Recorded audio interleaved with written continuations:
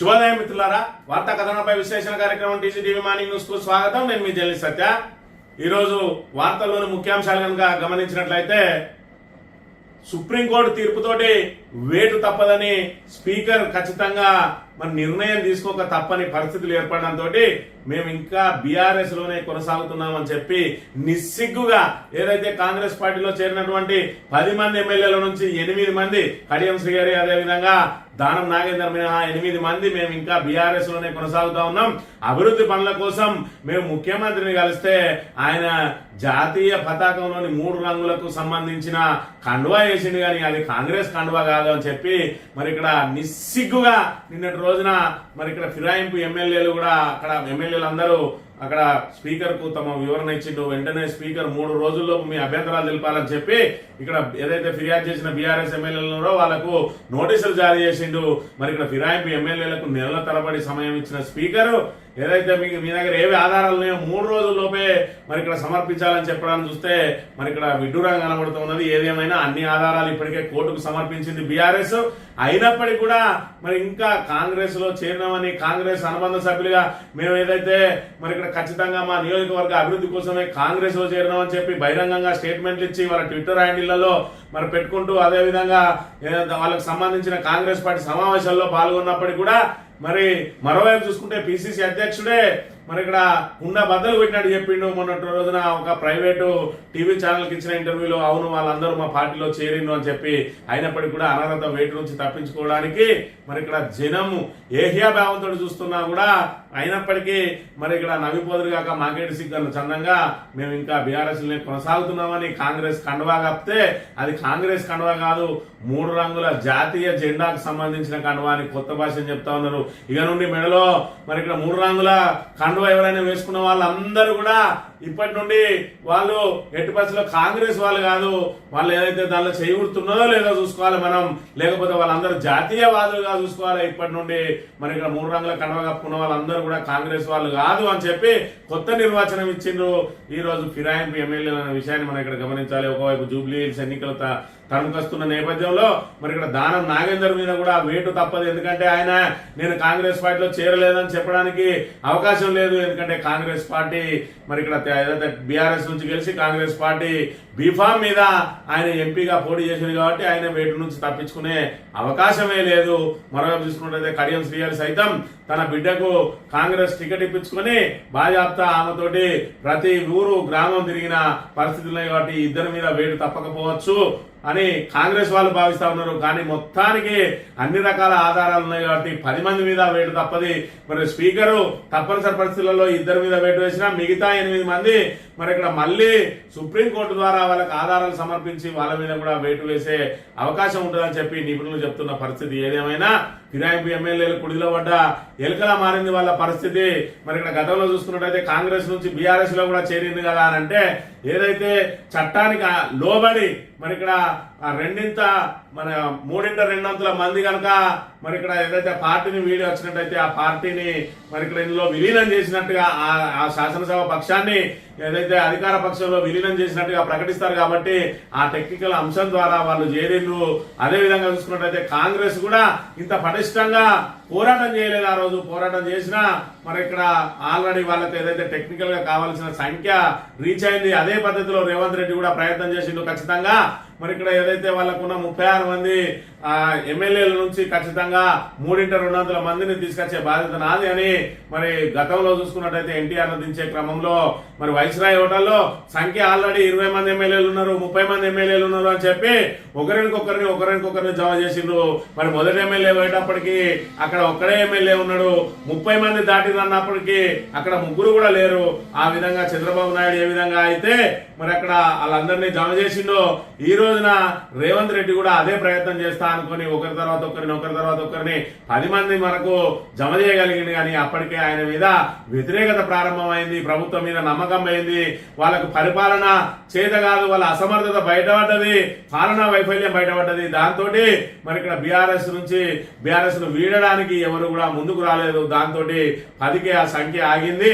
ఇప్పుడు వాళ్ళకు వేటు తప్పని పరిస్థితి ఏర్పడింది. ఏర్పడ్డది. ఏది ఏమైనా మరి స్పీకర్ నిర్ణయం కోసం యావత్ దేశం ఎదురు చూస్తా ఉన్నది. రేవంత్ ఏదైతే రాహుల్ గాంధీ మరి ఇక్కడ సంవిధాన్కు బచావో అని చెప్పి రాజ్యాంగాన్ని చేత పట్టుకొని మరి అదేవిధంగా ఎన్నికల ప్రచారంలో భాగంగా ఎవరైతే పార్టీ మారుతారో వెంటనే వాళ్ళ మీద అనర్హత వేటు వేయాలని చెప్పి మరి ఇక్కడ అక్కడనేమో జాతీయ కాంగ్రెస్ ఆస్టాండ్ తీసుకుంటే ఇక్కడ వాళ్ళ కాంగ్రెస్ పార్టీ ప్రభుత్వం ఇక్కడ వలసలను ప్రోత్సహిస్తుంది. మరోవైపు సుప్రీంకోర్టు ఆదేశించిన ఇంకా కూడా వేటు వేయకపోతే దేశవ్యాప్తంగా కాంగ్రెస్ ప్రతిష్ట మసకబారే అవకాశం ఉన్నదనే విషయాన్ని మనం ఇక్కడ ప్రధానంగా గమనించాలి. స్థానిక వార్తలు కనుక గమనించినట్టయితే ఉమ్మడి కరీంనగర్ జిల్లాకు సంబంధించి 3 మంత్రులు ఉన్నారు.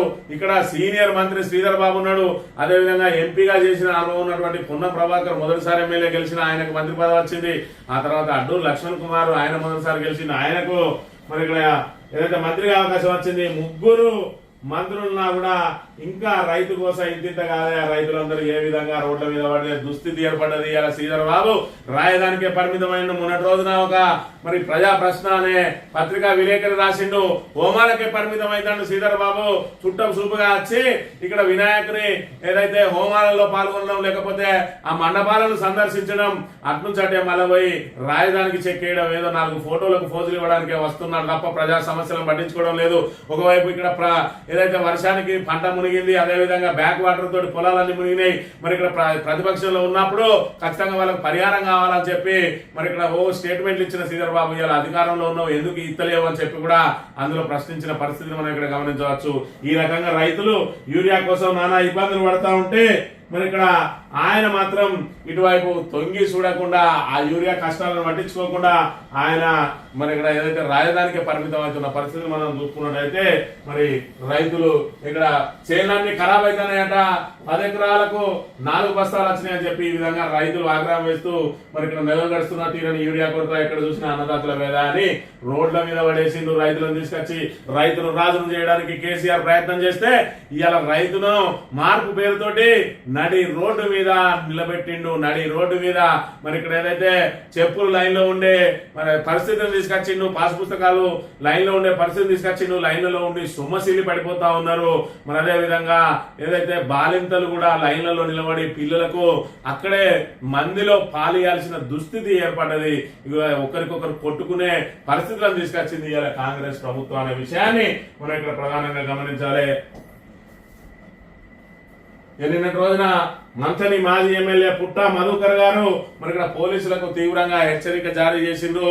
మీరు గనక ఏదైతే ఇప్పటికీ వచ్చిన హైకోర్టు తీర్పు ద్వారానైనా తీరు మార్చుకోకపోతే మంథని నుంచే ప్రళయం మొదలవుతుంది అని చెప్పి మరి ఇక్కడ పెద్ద ఎత్తున వాళ్లకు వార్నింగ్ ఇచ్చిన పరిస్థితి మనం ఇక్కడ గమనించవచ్చు. మంథనిలో చూసుకున్నట్టయితే సోషల్ మీడియాలో ఎవరైనా ప్రభుత్వాన్ని ప్రశ్నిస్తే వాళ్ళ మీద అక్రమ కేసులు పెట్టి వేధిస్తా ఉన్నారు. మరి నిన్నటి రోజున స్పష్టంగా చెప్పింది హైకోర్టు ఎట్టి పరిస్థితులలో కూడా థర్డ్ పర్సన్ ద్వారా మరి ఇక్కడ దాని మీద ఏదైతే ఫిర్యాదు తీసుకోవద్దు. ఆ ఫిర్యాదు ఎవరైతే ఇస్తా ఉన్నారో వాళ్ళు నేరుగా బాధింపబడ్డారా అన్నది ఒకటి చూసుకోవాలి. రెండోది రాజకీయ ప్రసంగాల మీద కేసులు పెట్టవద్దు. ఏదైనా విద్వేషపూరితమైన అంశాలు ఉన్నాయి అని చెప్తే దాన్ని కూడా ఖచ్చితంగా మరి అక్కడ ఏదైతే థర్డ్ పర్సన్ ఇస్తే అది కూడా జడ్జి ద్వారా మరి స్టేట్మెంట్ రికార్డు చేసి ఆ తర్వాత మాత్రమే ఎఫ్ఐఆర్ నమోదు చేయాలి. బాధితుడు నేరుగా వచ్చిన తర్వాత ఇచ్చినా కూడా మరి అక్కడ పబ్లిక్ ప్రాసిక్యూటర్ ద్వారా దాని మీద లీగల్ ఒపీనియన్ తీసుకుని కేసు నమోదు చేయాలని మరి ఇప్పుడు ఒకటే అంశం మీద 10 జాగాల్లో కేసులు పెట్టి వేధించడానికి ఏదైతే ప్రభుత్వం ప్రయత్నం చేస్తా ఉన్నదో వాటన్నిటికీ కూడా చెక్ పడ్డది. మరి ఇక్కడ ఇది నల్లబాలు కేసుకు సంబంధించి ఏదైతే శశిధర్ గౌడ్ కు సంబంధించిన ఈ కేసులో 3 కేసులలో దీని మీద హైకోర్టు ఒక రూలింగ్ ఇచ్చింది. మరి ఆయన హైదరాబాద్ కు సంబంధించిన వ్యక్తి, ఆయన ఏదో రీట్వీట్ చేసిందని చెప్పి బీఆర్ఎస్ పార్టీ మరి ఇక్కడ ట్వీట్ చేస్తే దాన్ని రీట్వీట్ చేస్తే కరీంనగర్ లో ఒక కేసు, రామగుండంలో ఒక కేసు, మరి ఇక్కడ గోదావరిఖని 1 టౌన్ లో ఒక కేసు, ఈ విధంగా 3 కేసులు నమోదు చేసిండు. అలా నేరుగా బాధింపబడ్డ వ్యక్తి ఎవరన్నా ఉన్నారా అంటే ఎవరు లేరు. అందులో ఒకరు పోలీస్ కానిస్టేబుల్ మరి ఇక్కడ కంప్లైంట్ ఇచ్చిండు.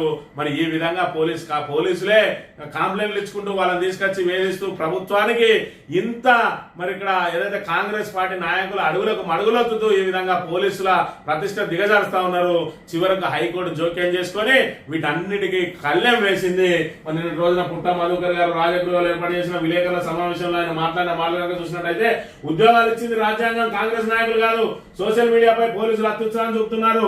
అధికార పార్టీ మెప్పు కోసం తప్పుడు కేసులు పెడుతున్నారు. మంత్రి మాజీ ఎమ్మెల్యే పుట్టా మధుకర్ సోషల్ మీడియాపై పోలీసులు అత్యుత్సాహం చూపుతున్నారని అధికార పార్టీ మెప్పు కోసం బీఆర్ఎస్ నాయకులపై ఇష్టానుసారంగా కేసులు నమోదు చేస్తున్నారని మంత్రి మాజీ ఎమ్మెల్యే పుట్టా మధుకర్ ఆరోపించారు. భారత రాజ్యాంగం మాత్రమే పోలీసులకు ఉద్యోగాలు ఇచ్చిందని కాంగ్రెస్ ప్రభుత్వం ఇవ్వలేదనే విషయాన్ని గుర్తించాలన్నారు. మంత్రిలోని రాజగృహంలో ఏర్పాటు చేసిన విలేకరుల సమావేశంలో మాట్లాడారు. రాజకీయ పార్టీలు ప్రజాప్రతినిధులు సోషల్ మీడియా ద్వారా ప్రశ్నించే హక్కు ఉందని హైకోర్టు తీర్పిచ్చిందనే విషయాన్ని పోలీసులు గుర్తించాలని సూచించారు. నేపాల్ లాంటి పరిస్థితి మంత్రి నియోజకవర్గంలో పునరావృతం కాకుండా పోలీసులు, ప్రభుత్వం, ముఖ్యంగా మంత్రి, ఎమ్మెల్యే కన్ను తెరవాలన్నారు. మరి ఇలా నేపాల్ కు సంబంధించి ఒక అంశాన్ని కనుక మనం గమనించినట్టయితే నేపాల్లో ఇలా ప్రజాగ్రహంతో ప్రభుత్వం కుప్పగూలిపోయింది. ఆఖరికి ప్రాణాలు అరచేతిలో పెట్టుకొని ప్రధాని నుంచి మంత్రుల వరకు అందరు కూడా పారిపోవాల్సిన దుస్థితి వచ్చింది. దీనికి ప్రధాన కారణం ఏంటి అని అంటే అక్కడ నెలకొన్న అవినీతి. అదే విధంగా అవినీతిని ఏ విధంగా అయితే సోషల్ మీడియాలో ప్రశ్నిస్తా ఉన్నారో యువత, ఆ సోషల్ మీడియా అన్నిటి మీద కూడా నిషేధం విధించింది. మరి ఇక్కడ తెగేరాక లాగద్దు అంటారు. అక్కడ నేపాల్ ప్రభుత్వం తెగేరాక లాగింది. దాంతో మరి యువత జెడ్ మరి యువత ఏదైతే మరి ఇక్కడ ఇటీవలనే 20 నుంచి 30 సంవత్సరాల లోపు ఎవరైతే ఉన్నారో వాళ్ళందరినీ కూడా జెడ్ అని పిలుస్తారట. జెడ్ అంటే జనరేషన్ జెడ్ కి సంబంధించిన వాళ్ళందరూ కూడా రోడ్ల మీదకి వచ్చిండ్రు. మరి ఇక్కడ వాళ్ళ పోలీస్ కాల్పులో 20 మంది మృతి చెందినా కూడా వాళ్ళ పోరాటం ఆపలేదు. చివరికి పార్లమెంటు తగలబెట్టిండ్రు, సుప్రీంకోర్టు తగలబెట్టిండ్రు, నేతల ఇళ్లను తగలబెట్టిండ్రు, చివరికి ప్రధాని నుంచి మంత్రుల వరకు అందరూ రాజీనామా చేసిండ్రు. ఈ రకంగా అంటే సోషల్ మీడియాను అరకట్టాలని చూస్తే ఆఖరికి ప్రభుత్వాలే కూలిపోయిన పరిస్థితి. ఇలా మంత్రులు కూడా సోషల్ మీడియా వారియర్స్ ఎక్కడికక్కడ అరికట్టాలని చూస్తే మరి ఇక్కడ నేపాల్ లాంటి పరిస్థితులు పునరావృతం అయితే పోలీసులు కూడా జాగ్రత్తగా మెదలాలే. మీరు కాంగ్రెస్ నాయకులకు జీతగాళ్ళు కాదు, ఇవాళ ప్రజలకు జవాబుదారులు. ప్రజల పన్నుల్లో నుంచి మీరు జీతాలు తీసుకుంటున్నారని మరి గుర్తుంచుకోవాలని చెప్పి నిన్న రోజున పుట్టా మధుకర్ గారు హెచ్చరించిన పరిస్థితిని మనం ఇక్కడ చూడవచ్చు.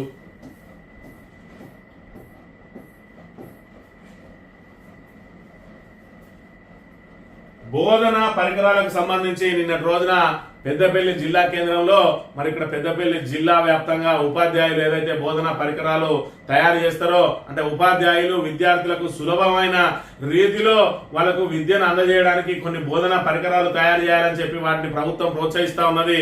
దానిలో భాగంగా బోధనా పరికరాలకు సంబంధించి మరి ఇక్కడ నిన్న ప్రదర్శన జరిగింది. అందులో మరి రామగిరి మండలానికి సంబంధించిన 2 ఉపాధ్యాయులు మరి జిల్లా స్థాయికి ఎంపికై రాష్ట్ర స్థాయి పోటీలకు అర్హత సాధించినాయి. అవి మొత్తంగా 8 పెద్దపల్లి జిల్లా నుంచి 140లో 8 మరి ఇక్కడ ఏదైతే బోధనా పరికరాలు సెలెక్ట్ అయితే అందులో 2 కూడా రామగిరి మండలానికి సంబంధించినవి. రామగిరి మండలానికి 2 సంపాదించి వాళ్ళు జిల్లా స్థాయిలో నెంబర్ 1 గా నిలిచిండ్రు. అందులో ఒకటి రామగిరి మండలానికి సంబంధించి మరి ఇక్కడ మండల కేంద్రమైనటువంటి పన్నూరులో మరి పన్నూరు గ్రామ పంచాయతీ సంబంధించిన మరి మండల పరిషత్ పాఠశాలకు సంబంధించిన ఉపాధ్యాయురాలు కవితకు సంబంధించింది. ఈ అంశాన్ని కనుక చూసుకున్నట్లయితే రాష్ట్ర స్థాయికి 2 ఉపాధ్యాయుల ఎంపిక. జిల్లా కేంద్రంలో నిర్వహించిన TLM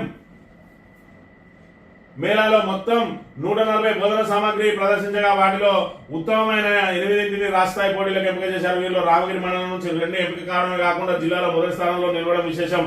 రామగిరి మండలం పన్నూరు MPPS నుంచి ఉపాధ్యాయుని కవిత, వెంకట్రాపల్లె MPPS నుంచి మయూర్ ఆలం ఎంపికయ్యారు. విజయానికి కృషి చేసిన ఉపాధ్యాయులను జిల్లా విద్యాధికారులు ప్రత్యేకంగా అభినందించారని చెప్పి మరి ఇక్కడ బోధన సామాగ్రి ద్వారా విద్యార్థులకు సులభతరమైన రీతిలో పాఠాలు చెప్పడానికి ఉపాధ్యాయులు మరి పరికరాలు తయారు చేయాలని దానికి మరి ఇక్కడ ప్రదర్శన ఏర్పాటు చేసి వాటికి పోటీలు నిర్వహిస్తే రామగిరి మండలం నుంచి పన్నూరు గ్రామానికి సంబంధించిన మరి ఇక్కడ ఉపాధ్యాయురాలు కవిత మొదటి స్థానంలో నిలవడం మరి ఎంపిక కావడం కాకుండా మొదటి స్థాయిలో నిలబడి ఇలా రామగిరి మండలానికి పేరు తీసుకొచ్చింది. ఆమె ఖచ్చితంగా రామగిరి మండల పక్షాన మరి ఇక్కడ రామగిరి మండల ప్రజలు కూడా ఆమెకు మరి ఇక్కడ ధన్యవాదాలు తెలుపుతా ఉన్నారు. ఆమెను అభినందిస్తున్న పరిస్థితి మనం ఇక్కడ చూడవచ్చు. వార్తా కథనాలు కనుక చూసుకున్నట్లయితే ముందుగా నమస్తే తెలంగాణ. చేనేతకు GST వాటాట 2500 దాటిన చీరలపై 18% పన్ను. కేంద్ర నిర్ణయంపై నేతన్నలు టెక్స్టైల్ ఇండస్ట్రీ బాకు.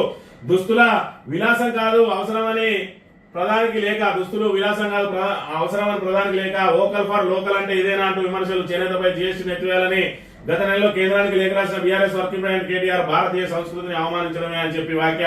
ఇటీవల చూసినాం 5 స్లాబ్లను 2 స్లాబ్లు తీసుకొచ్చి పేద మధ్యతరగతి వర్గాలకు అందుబాటులోకి తీసుకొచ్చినాం. GST పన్నులు తగ్గించి ధరలను అందుబాటులోకి తీసుకొచ్చినామన్నారు. మరి ఇక్కడ ఇదొక వైపు చూసుకున్నట్టయితే ప్రధానమంత్రి ఏమంటాడు, మేక్ ఇన్ ఇండియా అని చెప్పి మరి ఇక్కడ దేశానికి సంబంధించి మన లోకల్ వస్తువులనే, ఇండియాలో తయారైన వస్తువులనే వాడాలంటారు. ఇలా చేనేత రంగానికి చేయూతను అందించాల్సిన కేంద్ర ప్రభుత్వం చేనేత వస్త్రాలు 2500 ఏవైతే దాడుతాయో దాని మీద 18% GST వేస్తా ఉన్నట. అంటే ఇప్పటికే నేతన్నలకు పనులు లేక వాటికి ఏదైతే కొనుగోలు లేక మరి నానా ఇబ్బందులు పడతా ఉంటే దాని మీద 18% GST వేస్తే ఇవాళ నేతన్నలకు ఏ మేరకు మీరు అండగా నిలిచినట్టు, మేక్ ఇన్ ఇండియాను మీరు ఎక్కడ ప్రోత్సహించినట్టు, మరి ఇక్కడ ఖచ్చితంగా దుస్తులు అనేటివి మీరు విలాసవంతమైన వస్తువుల మీద వేయాలి కానీ దుస్తులు అనేటివి అవసరమైనవి మరి ఇక్కడ నిత్యావసరాల మీద ఎందుకు మీరు ఇట్లా పన్ను వేస్తారో అని చెప్పి గతంలోనే కేటీఆర్ లేఖ రాసిండు. అయినా కేంద్రం వెనక్కి తగ్గలేదు. దీని ద్వారా మరి నేతన్నలకు ఇవాళ కేంద్రం మరి ఏ విధంగా చేయూతను అందించాల్సింది, ఏ విధంగా వాళ్ళను నెత్తిన పిడుగులు వేస్తా ఉన్నది అనేది దీని ద్వారా తెల్లమవుతా ఉన్నది.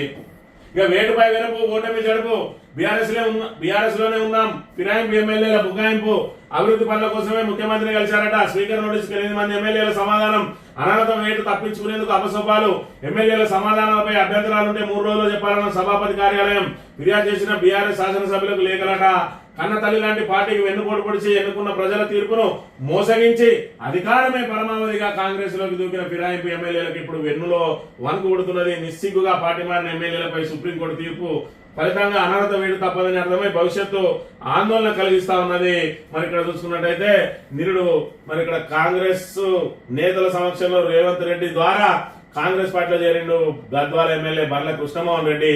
ఆయన మెడలో మరి ఇక్కడ కండువా వేసిండు రేవంత్ రెడ్డి. ఆ కండువా అట కాంగ్రెస్ కండువా కాదట, అది 3 రంగులు పోలి ఉన్నాయి కాబట్టి జాతీయ మరి పతాకానికి సంబంధించి ఆ కండువా వేసిండు. నేను అభివృద్ధి పనుల కోసం పోతే నన్ను అభినందించుకుంటూ మరి ఏదో మర్యాదపూర్వకంగా వేసిండు అని చెప్తా ఉన్నాడు. ఇప్పటి నుండి మరి కొత్త భాష అని చెప్తా ఉన్నారు ఫిరాయింపు ఎమ్మెల్యేలు. ఆ 3 రంగులు వేసుకున్న వాళ్ళు కాంగ్రెస్ వాళ్ళు కాదు, జాతీయవాదులు అన్నట్టు. మరి ఇక్కడ అయితే జాతీయ జెండానన్నా మారవాలి, లేకపోతే కాంగ్రెస్ జెండానన్నా మారవాలి. మరి ఇలాంటి టెక్నికల్ ప్రాబ్లమ్స్ వచ్చినప్పుడు మరి దీని మీద కోర్టులు కూడా చూడాలి. అయితే కాంగ్రెస్ కు మరి ప్రత్యేకంగా ఒక కండువా అనేది ఏర్పాటు చేయాలి. లేదంటే కాంగ్రెస్ కండువా అంటే ఇలా మరి చేయి గుర్తో, లేదంటే జాతీయ కండువా అంటే దీని మధ్యలో చక్ర గుర్తో ఉంటేనే మరి ఇది జాతీయ జెండానా కాంగ్రెస్ జెండానా అని చెప్పి చూడాల్సిన పరిస్థితులు ఏర్పడ్డాయి. ఈ రకంగా నిస్సిగ్గుగా మరి ఇక్కడ కాంగ్రెస్ పార్టీ కండువాని కప్పుకొని మేము కండువా కప్పుకోలేదు, మేము అభివృద్ధి పనుల కోసం మేము ఇంకా బీఆర్ఎస్ లోనే ఉన్నాం. మరి బీఆర్ఎస్ లోనే ఉంటే బీఆర్ఎస్ కు మీటింగ్లకు ఎందుకు హాజరైతలేరు? బీఆర్ఎస్ శాసనసభ మరి ఏదైతే సమావేశాలకు ఏదైతే మరి ఇక్కడ శాసనసభ పక్షానికి సంబంధించిన ఎమ్మెల్యేలు ఎమ్మెల్సీలకు సంబంధించి మీటింగ్లు పెడితే ఎందుకు రావడం లేదు? మరి అదే విధంగా ఏదైతే రజతోత్సవ సభకు ఎందుకు హాజరు కాలేదు? మరి ఈ విధంగా రేపటి రోజున మీరు సభ్యత్వ నమోదు కార్యక్రమం చేస్తారా? అసలు మీరు కాంగ్రెస్ పార్టీ కార్యక్రమాలకు హాజరైతా ఉన్నారా? మరి ఇక్కడ ఏదైతే బీఆర్ఎస్ పార్టీ కార్యక్రమాలకు హాజరైతా ఉన్నారా? రేపటి రోజున మళ్ళీ మరి ఏదైతే బీఆర్ఎస్ ఎమ్మెల్యేలతోటి ఒక ప్రత్యేక సమావేశం ఏర్పాటు చేస్తారో ఆ రోజు మీరు మరి సమావేశానికి వస్తారా? ఇంత నిస్సిగ్గుగా పార్టీలో చేరి కూడా చేరినామని చెప్పుకోలేని దుస్థితిలో ఉన్నారు. ఇవాళ వీళ్ళు చూసుకున్నట్టయితే మరోవైపు దానం నాగేంద్ర మీద వేటు తప్పది, అదే విధంగా కడియం శ్రీగారి మీద కూడా వేటు తప్పది. మరి ఇక్కడ వాళ్ళిద్దరు అందుకే ఇప్పటి వరకు సమాధానం ఇవ్వలేదు. వాళ్ళు ఏదో సమయం అడుగుతా ఉన్నారట. అంటే వాళ్ళ మీద ఎట్లాగో వేటు తప్పది కాబట్టి వాళ్ళతోటి రాజీనామా చేయించే యోచనలో ఉన్నదట. పరువు దక్కాలంటే మీరు ఖచ్చితంగా రాజీనామా చేయండి అని చెప్పి మరి వాళ్ళిద్దరు కూడా ఏదైతే మాకు ఖచ్చితమైన హామీ కావాలి, మేము ఒకవేళ ఓడిపోయినా కూడా ఎమ్మెల్సీ ఇచ్చి మాకు మంత్రి పదవి ఇవ్వాలని మరి ఇక్కడ వాళ్ళు డిమాండ్ తోటి ఉన్నారట. ఎందుకంటే మీ మాటలు నమ్మి మేము వచ్చినాం, మీరు ఏదైతే 3x200 మందిని తీసుకొస్తాం మీ పదవులకు, మరి ఇక్కడ ఏదైతే ఖచ్చితంగా మేము చట్టబద్ధత కల్పిస్తాం, మీ పదవులు పోకుండా కాపాడే బాధ్యత నాది అని చెప్పి రేవంత్ రెడ్డి ఏదైతే చెప్పిండో ఇవాళ అది జరగలేదు. కాబట్టి మరి రేపటి రోజున మేము ఎన్నికలకు పోతే మరి ఖచ్చితంగా ఓటమి తప్పదు. ఇప్పటికే కాంగ్రెస్ మీద తీవ్ర వ్యతిరేకత వ్యక్తం అవుతా ఉన్నది. మరోవైపు చూసుకున్నట్టయితే మరి అక్కడ కాంగ్రెస్ కార్యకర్తలు కూడా మమ్మల్ని ఎవరిని మరి వాళ్ళు ఏదైతే సీనియర్ కాంగ్రెస్ నాయకులు అక్కడ ఎవరైతే కాంగ్రెస్ నుంచి పోటీ చేసిరో వాళ్ళ వెంటే ఉంటున్నారు తప్ప మమ్మల్ని యాక్సెప్ట్ చేయడం లేదు. అందుకే మా పరిస్థితి ముందును ఈ వెనుక గొయ్యిలా మారింది. కాబట్టి మేము పోటీలో ఉంటే ఖచ్చితంగా ఓడిపోతాం, మరి మేము పోటీలో నిలబడతాం. కానీ ఖచ్చితంగా మేము ఓడిపోతే మాకు ఎమ్మెల్సీ ఇచ్చి మంత్రి పదవి ఇవ్వాలని చెప్పి వాళ్ళిద్దరు కూడా డిమాండ్ చేస్తున్న పరిస్థితి. ఎందుకంటే ఇంకా 3 మంత్రి పదవులు ఖాళీ ఉన్నాయి కాబట్టి మరి వాళ్ళు అదే డిమాండ్ మీద ఉన్నారట. అంటే వారి కాలం కలిసేస్తే మరి ఇక్కడ వాళ్ళ ఓటమి కూడా వాళ్ళకు మంత్రి పదవికి దారులేసినట్టు అయిద్దా అనే విషయాన్ని కూడా మనం ఇక్కడ చూడవచ్చు. ఇక దారి మళ్ళీ 250 కోట్లు ఎఫ్డీల తనఖాతో రుణం ప్రైవేటుకు దారాదత్తం. బీమా సొమ్ము స్కామ్ లో కొత్త కొనం నిన్న రోజున బీమా ఏదైతే ఎల్ఐసి నుంచి తప్పించి ఒక ప్రైవేట్ సంస్థకి ఇచ్చిందో అది దానికి సంబంధించిన కార్మిక శాఖ కార్యదర్శి దాన కిషోర్ మరి ఆయన అసంబద్ధమైన నిర్ణయం తీసుకున్నాడని 50 కోట్ల కంటే అధికంగా ఉంటే ఖచ్చితంగా బోర్డు చైర్మన్ తీసుకోవాలి. ఏదైతే దానికి సంబంధించి మరి సంక్షేమ శాఖ చైర్మన్ దానికి మరి కార్మిక శాఖ మంత్రి ఉంటాడు. మరి గతంలో ముఖ్యమంత్రి కార్మిక శాఖ ఉండే, ఇప్పుడు కార్మిక శాఖకు మంత్రి వచ్చిండు. ఈ మధ్యలో తతంగం జరిగింది. ఈయన తాత్కాలిక నగరపాలిక బోర్డు చైర్మన్ ఉండే దానకిషోర్ మరి దానికి ఆయన తప్పు చేసిండు అని చెప్పి ఇక్కడ మరి నిన్నటి నుంచి దాని మీద వార్తా కథనాలు వెళ్తా ఉంటే మరోవైపు 250 కోట్లు కార్మికులకు సంబంధించిన డిపాజిట్లు ఏవైతే ఉన్నాయో వాటి మీద లోన్ తీసుకున్నారట. ఇగో ఈ రకంగా నిబంధనలకు విరుద్ధంగా ఏదైతే జరిగిందో మరి ఇవన్నీ కూడా నోట్ అవుతా ఉన్నాయి. మరి ఇవన్నిటికీ ఎవరు బాధ్యత వహిస్తారో రేపటి రోజున ఎవరెవరు జైల్లో ఉంటారో మీరు ఏదైతే కోడిగుడ్డు మీద ఈకలు వీకి బురద జరగడానికి ప్రయత్నం చేస్తే మీరు బురదలోనే కూరుకుపోయే అంశాలు బయటకు వస్తున్న అంశాన్ని అయితే మనం ఇక్కడ ప్రధానంగా చూడవచ్చు.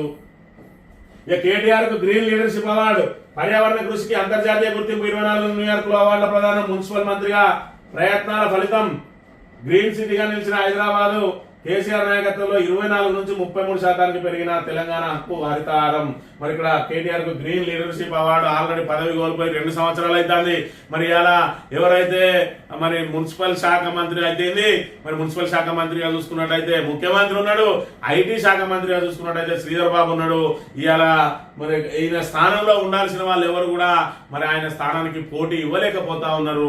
ఇప్పటికే చూస్తా ఉన్నాం లండన్ నుంచి మరి ఆయనకు ఆహ్వానాలు వస్తా ఉన్నాయి, అమెరికా నుంచి ఆహ్వానాలు వస్తున్నాయి, వివిధ యూనివర్సిటీ నుంచి ఆహ్వానాలు వస్తున్నాయి, ఆఖరికి అవార్డులు కూడా కేటీఆర్ వేస్తున్నాయి. మరి 21 నెలలు దాటి 22వ నెలలు అడుగుపెట్టిండు. ఈ 22 నెలల కాలంలో మీరు చేసింది ఏంటంటే శూన్యం అని దీని ద్వారా తేటతెల్లమవుతుంది. కాంగ్రెస్ ప్రభుత్వం సాధించింది శూన్యం. 10 మంది నక్సల్స్ ఎన్కౌంటర్ మృతుల్లో కేంద్ర కమిటీ సభ్యుడు మోడెం బాలకృష్ణ, ఒడిశా హెచ్జెడ్ సీఎం ప్రమోద్, ఛత్తీస్గఢ్ గరియాబంద్ జిల్లాలో ఘటన మోడెం బాలకృష్ణపై కోర్టు రివార్డు. మోడెం బాలకృష్ణ తెలంగాణకు సంబంధించిన వ్యక్తి. 10 మంది నక్సల్స్ ఎన్కౌంటర్ అట. నిన్ననే మరి ఇక్కడ ఏదైతే తెలంగాణకు సంబంధించిన వ్యక్తి కేంద్ర మరి ఇక్కడ ఏదైతే దానికి నక్సల్స్ కు నాయకత్వాన్ని కేంద్ర నేతగా ఆయన నియామకం చేస్తే మరి ఇక్కడ మళ్ళీ తెలంగాణకు సంబంధించిన వ్యక్తి ఎన్కౌంటర్ లో మృతి చెందిండు. ఇంకా కూడా మూస పద్ధతిలో వీళ్ళు తుపాకులు పట్టుకుని అడవులలో రాజ్యం వెళ్ళడం మానుకొని ఖచ్చితంగా మరి ఇక్కడ వాళ్ళు ప్రజా ఏదైతే ఇళ్ళకి రావాలి, మరి ఖచ్చితంగా ప్రజా బాహుల్యంలోకి వచ్చి ఖచ్చితంగా మరి ఎన్నిక అనే ఓటు అనే ఆయుధం ద్వారానే మనం ఇక్కడ ఉన్న ఏదైతే అవినీతిని అరికట్టాలన్నా మరి అసమానతలు పోగొట్టాలన్నా ఓటు అనేది ఆయుధం తప్ప ఇలా తుపాకీతోటి రాజ్యాధికారం రాదు అని మరి ఇప్పటికైనా నక్సల్స్ మరి వాళ్ళ భావాలను మార్చుకొని వాళ్ళు జనజీవన స్రవంతిలో కలవాల్సిన అవసరం ఉన్నది. ఇక సెక్రటరియట్ ఇంటర్నెట్ కట్టట అంటే మరి కొండ నాలుగు మందేస్తే ఉన్న నాలుగు కూడిపోయింది అన్నట్టు, ఎవరు చదువుకున్నా బొందలో వాడే పడతాడు అన్నట్టు హైదరాబాద్ లో ఇబ్బడి ముబ్బడిగా ఏదైతే కరెంటు పొలకు ఉన్నాయని ఆ ఇంటర్నెట్ కనెక్షన్ సంబంధించిన వైర్లన్నీ కట్ చేస్తే చివరకు సచివాలయంలో పూర్తిగా ఇంటర్నెట్ సేవలు బంద్ అయినాయి. ఎందుకంటే ఆ వైర్ల ద్వారానే కదా సచివాలయానికి వచ్చేది, వాళ్ళకి సెపరేట్ సర్వర్లు లేవు.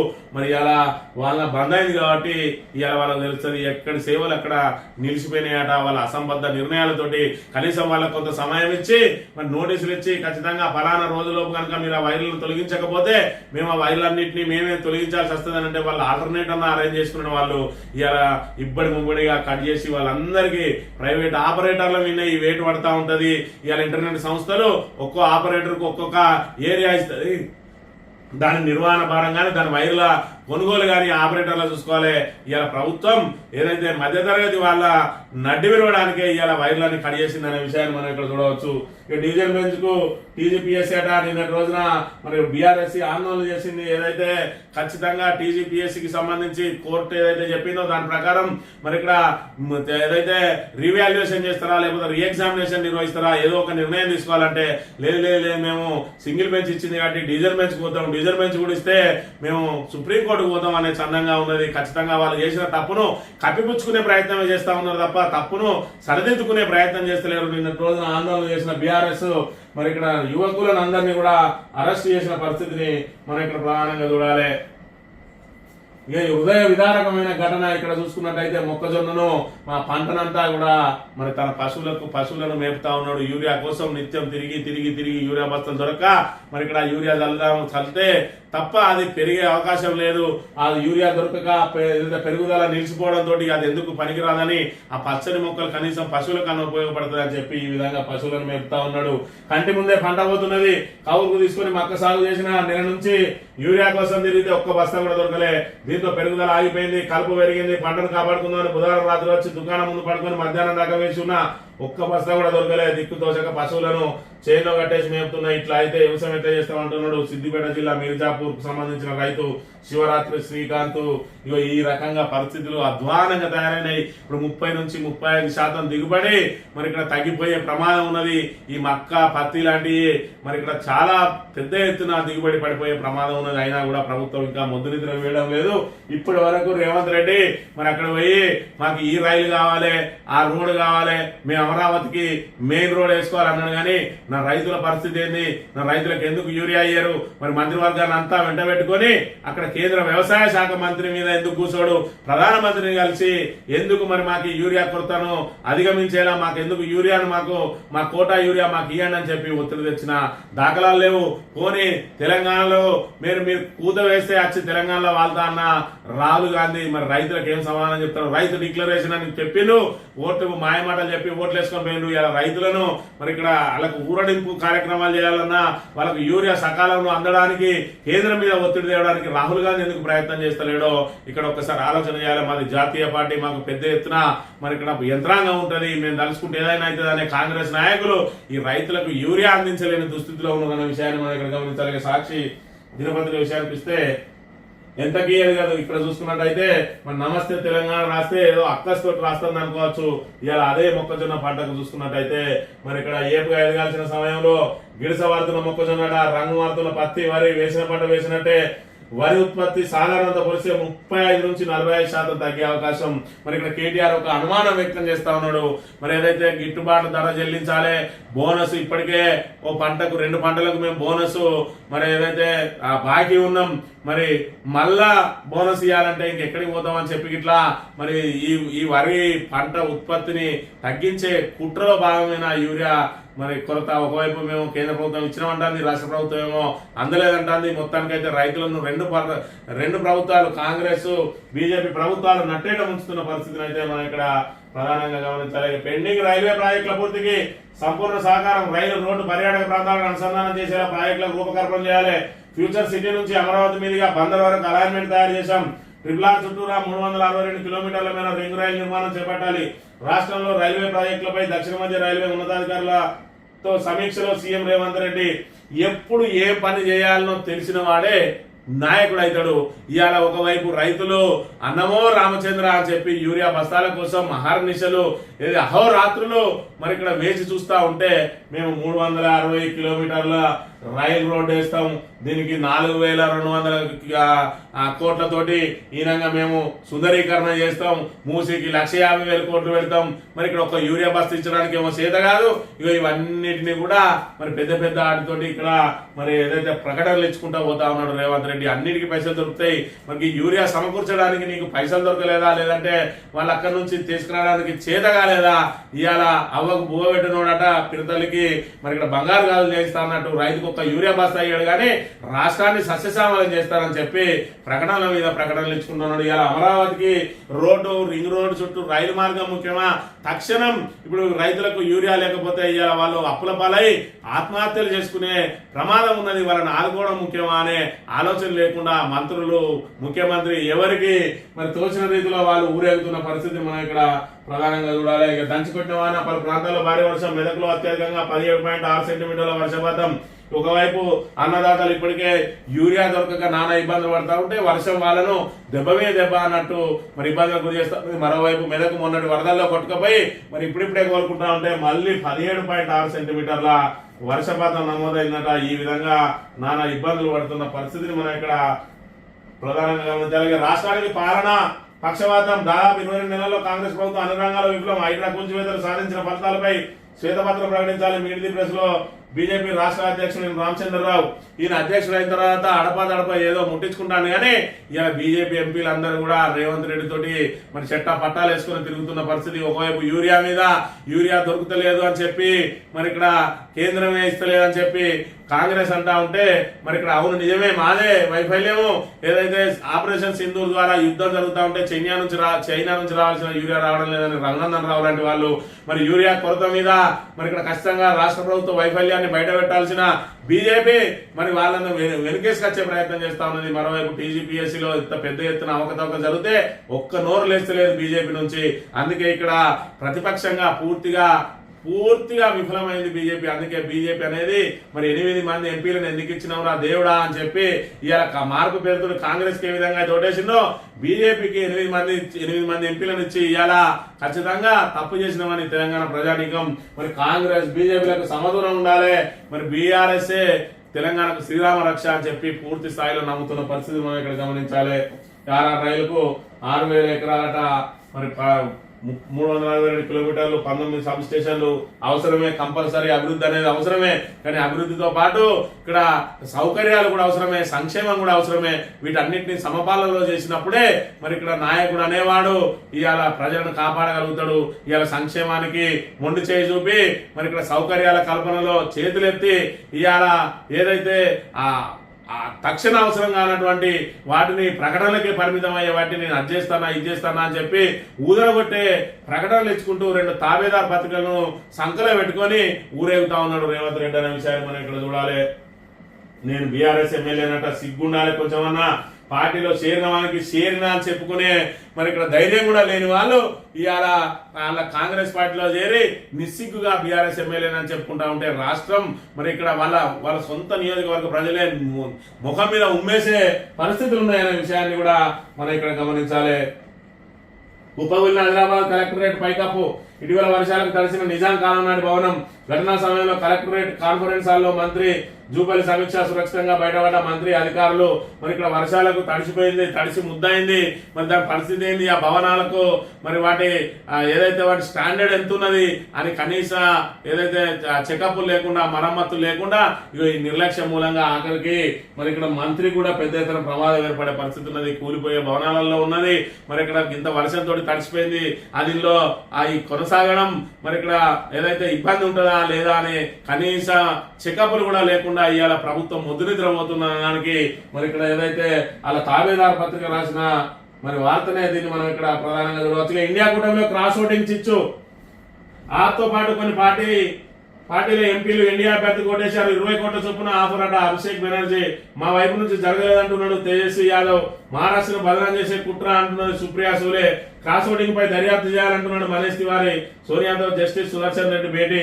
ఏదైతే ఎన్డీఏను ఇరుకున పెట్టాలి, ఎన్డీఏ పక్షం నుంచి ఒక్కోటన్నా కూడా క్రాస్ అవుట్ అయితే ఖచ్చితంగా ఎన్డీఏ కూలబోతా ఉన్నది, కుప్పగొలుతుంది. వాళ్ళ మధ్యలో మరి ఏదైతే లుకలుకలు ఉన్నాయని చెప్పి చిచ్చు పెడదామని ప్రయత్నం చేస్తే ఆఖరికి ఇండి కూటమిలోనే మరి ఇక్కడ చిచ్చు పెట్టింది. ఇవాళ ఉపరాష్ట్రపతి ఎన్నిక సుమారు మరి ఇక్కడ 15 మంది నుంచి 24 మంది వరకు మరి ఇక్కడ క్రాస్ ఓటింగ్ పాల్పడ్డారట.